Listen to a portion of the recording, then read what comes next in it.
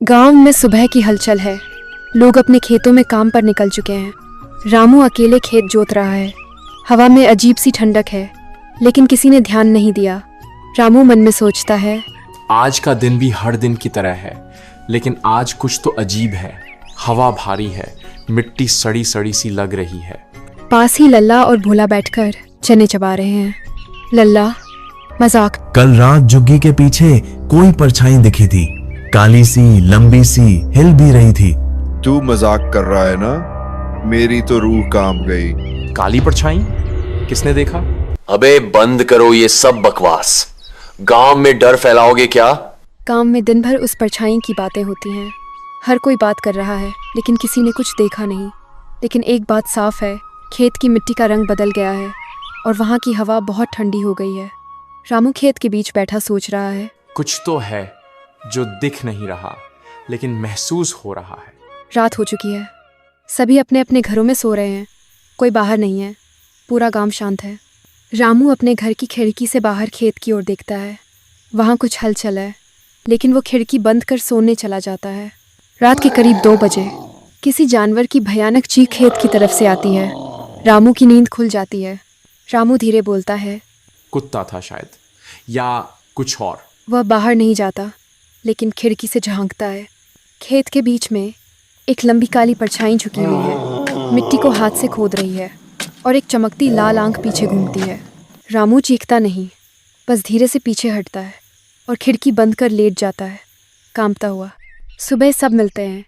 खेत में जो जगह रात में खुदी हुई थी, वहाँ से 4 पक्षियों की जली हुई लाशें मिलती हैं। रामू कुछ नहीं कहता, बस चारों को खेत के पास बुला लेता है।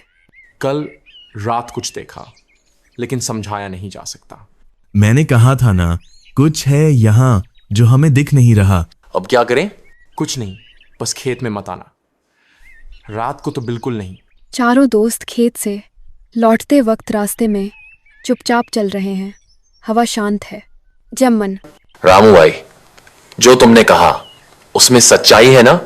जितना देखा है उतना ही कह रहा हूं, पर जो देखा वो किसी आम इंसान का साया नहीं था।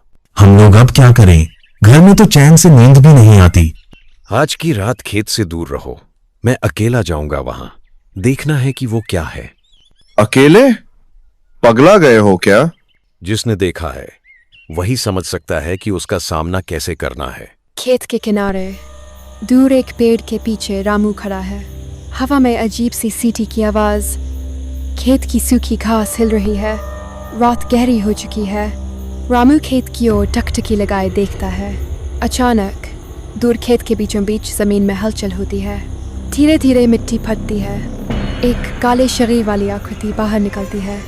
उसका चेहरा साफ नहीं, बस 2 लाल आंखें चमकती हैं। रामू बुदबुदाता है, तू क्या है और किसे ढूंढ रहा है? जम्मन, लल्ला और भोला एक ही घर में बैठे हैं। सबके चेहरों पर चिंता है। भोला, कुछ गड़बड़ है। रामू को अकेला नहीं भेजना चाहिए था।